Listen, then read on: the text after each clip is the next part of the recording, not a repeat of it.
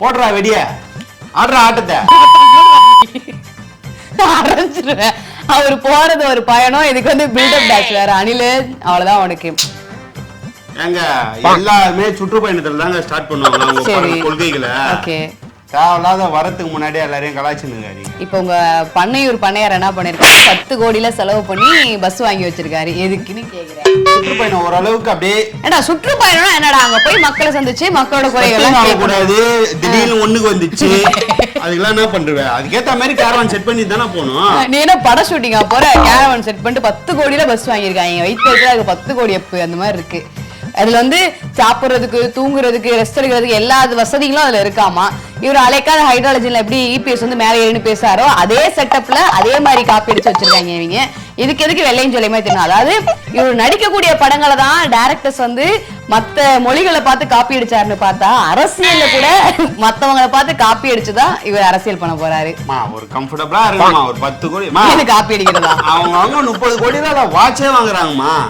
ஏங்க அவங்க பரம்பரை அரசியல்வாதிங்க, நீங்க இப்பதானே வரீங்க, வரும்போதே 10 கோடியில தள்ளின்னு வரீங்களா? அதான் கேக்குறேன் என்னன்னு.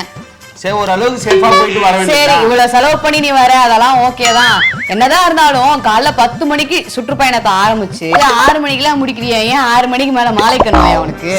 8 ஹவர் ஷிஃப்ட். ஸ்கூல் பஸ் காலைல 10 மணிக்கு 6 மணிக்கு வீட்டுக்கு வரணுன்ற மாதிரி. ஆமா, அது கரெக்டா. திருச்சிக்கு வருவாராம் இவரு, வந்து 5 நிமிஷம் தான் பேசுவாராம். ஏன்னா டயலாக் மறந்துடும் அவனுக்கு. அதுக்கு மேல பேசக்கூடாதுன்னு சொல்லிருக்காங்க.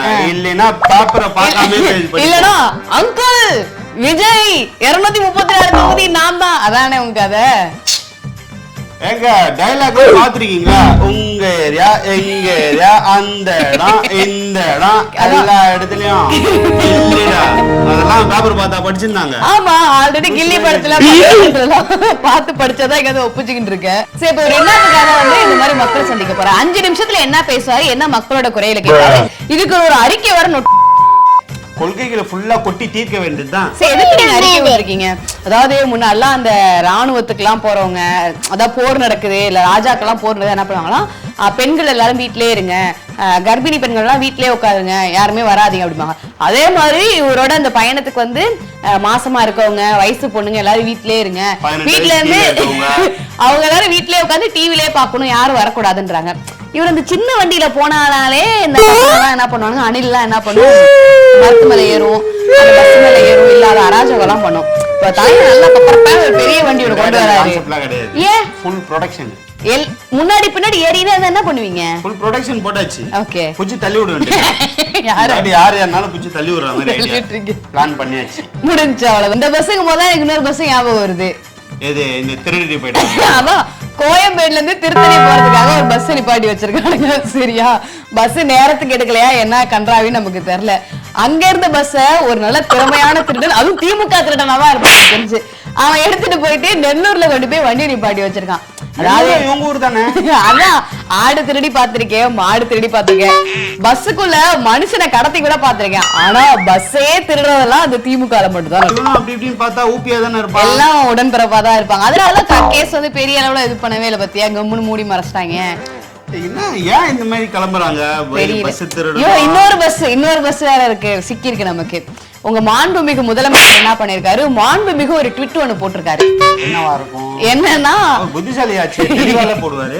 ஆமா, இப்ப ஃபாரின் வேற போயிருக்காரு, இன்னும் ரொம்ப புத்திசாலியா யோசிக்கிறாரு.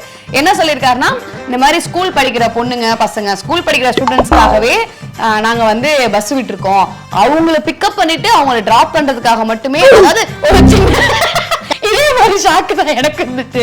ஒரு சின்ன ஸ்கூல் பஸ் மாதிரி நாங்க செயல்படுத்துறோம், இதுல வந்து பல பேர் வந்து பயனடைஞ்சிருக்காங்க. ஆனா அப்படி ஒரு பஸ்ஸை நான் இன்ன வரைக்கும் சென்னையில பார்த்ததே கிடையாது. ஏங்க, நான் இங்கதாங்க பிறந்து வளர்ந்தேன். இந்த மாதிரி ஒரு திட்டத்தை கூட நான் கேள்விப்பட்டேன். தலைவரே, எனக்கு தெரியாம நீங்க எப்படி தலைவரே?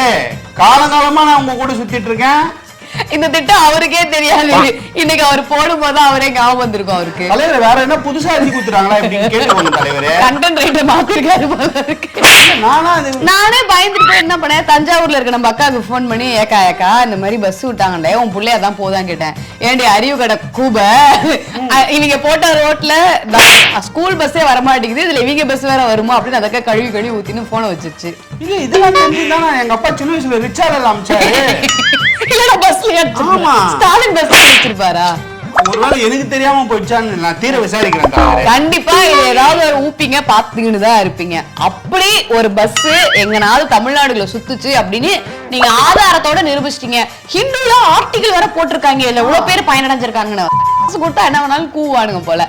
சோ இப்ப என்னன்னா இந்த மாதிரி பஸ் ஓடுது, இதுல யாராவது படிக்கிறாங்க அப்படின்னா ஃபோர்ஜரி பண்ணாம உண்மையா அப்படி யாராவது பயனடைஞ்சாங்கன்னா மொட்டை அடிச்சுக்கிறேன் எங்க அண்ணனுக்குறாங்க. நீங்க அந்த போட்டோ கமெண்ட்ஸ்ல போட்டு விடுங்க, எங்க ஊர்ல இந்த பஸ் ஓடுது அப்படின்னு கமெண்ட்ஸ்ல. அது நாங்க ஸ்கூல் லீவ் விட்டு மக்களுக்கு பயனடைகிற மாதிரி உங்களுடன் ஸ்டாலின் முகம் நொட்டினீங்க. நீங்க வாங்குற மனுக்கள் எல்லாத்தையும் மிதக்கதான் விட்டுட்டு இருக்கீங்க. அப்புறம் எதுக்கு உங்களுக்கு இந்த முகாம்? அது எதுக்கு ஸ்கூலுக்கு வேற லீவ் விட்டுருக்கீங்க? அது என்ன அப்படி படிச்சுன்னா பெருசா கழிச்சிட போறாங்க. அன்னைக்கு ஒரு நாள் லீவ் விட்டு எங்க தலைவரோட அந்த மக்களோட இதெல்லாம் போயிட்டு சேரணும் அப்படின்றதுக்காக நாங்க நீங்க ஒரு நாள் படிச்சுன்னா கிழிக்க போறீங்க. இப்ப நீ என்ன மாநாடுக்கு போறியா? என்ன கதை? நிறைய விதிமுறை எல்லாம் விதிச்சிருக்காங்க.